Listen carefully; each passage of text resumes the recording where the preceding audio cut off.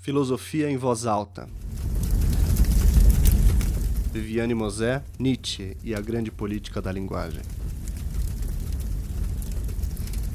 Capítulo 4, o sujeito moderno, página 178.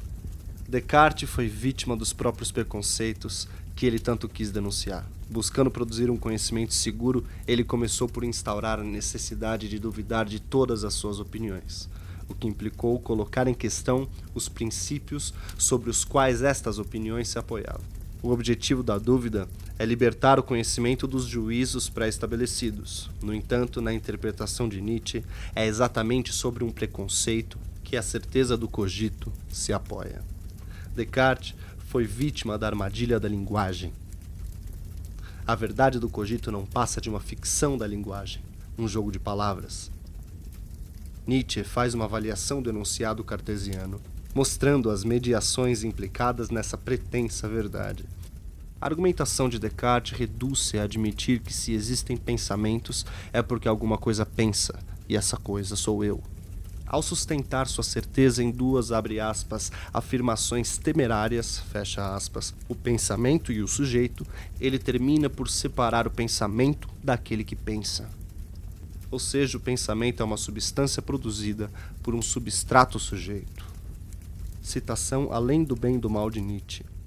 Se decompõe o processo que está expresso na proposição eu penso, obtém uma série de afirmações temerárias. Por exemplo, que sou eu que pensa, que tende a haver necessariamente um algo que pensa, que pensar é atividade e efeito de um ser que é pensado como causa, que existe um eu e finalmente que já está estabelecido o que designar como pensar, que eu sei o que é pensar. Fim de citação. É na distinção entre autor e ação que repousa a certeza cartesiana, mas essa distinção não existe. Essa argumentação na interpretação de Nietzsche nada mais faz do que reproduzir um hábito gramatical, que associa causa e efeito. Trata-se da reprodução de um postulado lógico-metafísico, uma categoria que, no entanto, foi tomada como certeza imediata. A imprudência de Descartes foi não ter duvidado da linguagem, apoiando sua verdade inquestionável em uma ficção. Citação Fragmentos Póstumos, Nietzsche. Aqui se conclui segundo o hábito gramatical. Pensar é uma atividade. Toda atividade requer um agente. Logo, mais ou menos segundo esse esquema, o velho atomismo buscou, além da força que atua o pedacinho da matéria, onde ela fica e a partir do qual atua. O átomo. Fim de citação. O cogito não é nada mais do que uma palavra, afirma a verdade do sujeito sem colocar em questão a verdade da linguagem.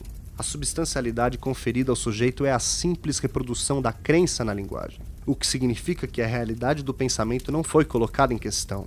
Nietzsche confronta o cogito com o método que o tornou possível. É preciso duvidar da verdade do pensamento. Pensar absolutamente não existe na forma como estabelecem os teóricos do conhecimento. É uma ficção absolutamente arbitrária, um arranjo artificial para facilitar a compreensão. Como uma ficção, uma simplificação da linguagem, o cogitare não pode sustentar, como queria Descartes, uma certeza. Citação Fragmentos Póstumos de Nietzsche. Executando as governantas que ainda hoje acreditam na gramática como uma veritas aeterna e, por consequência, no sujeito, no atributo e no complemento, já não há ninguém tão inocente que ainda admita, à maneira de Descartes, o sujeito eu como condição do predicado penso.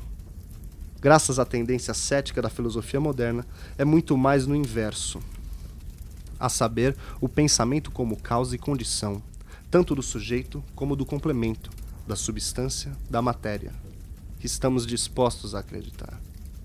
O que, afinal, talvez mais não seja do que a forma invertida do erro. Fim de citação.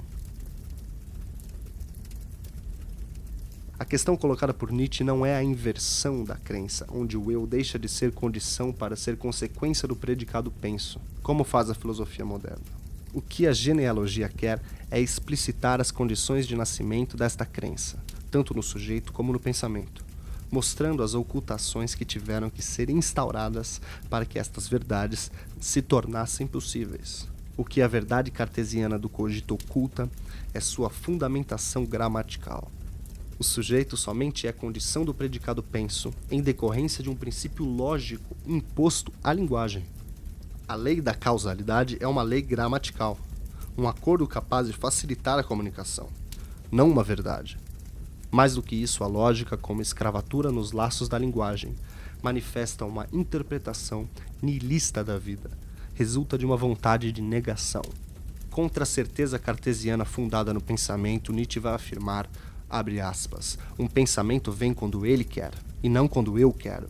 De modo que é um falseamento da realidade efetiva dizer o sujeito eu é condição do predicado penso. Fecha aspas. Se eu não posso controlar meus pensamentos, se pensamentos brotam em minha cabeça, muitas vezes me provocando perplexidade, espanto, como atribuir meus pensamentos a mim? Quem ou o que em mim pensa? É a pergunta.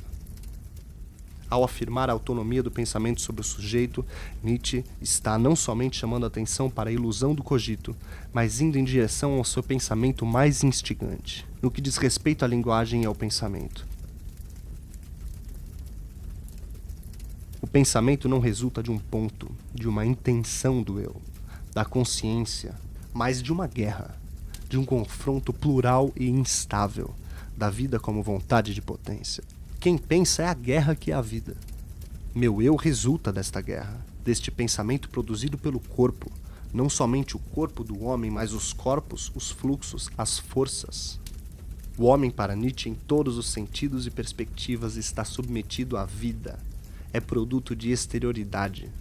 O eu, como interioridade fictícia, quando obedece a esta determinação. Esta concepção é a inversão do enunciado cartesiano, que, atribuindo o pensamento ao eu, instaura a fundamentação do antropocentrismo moderno.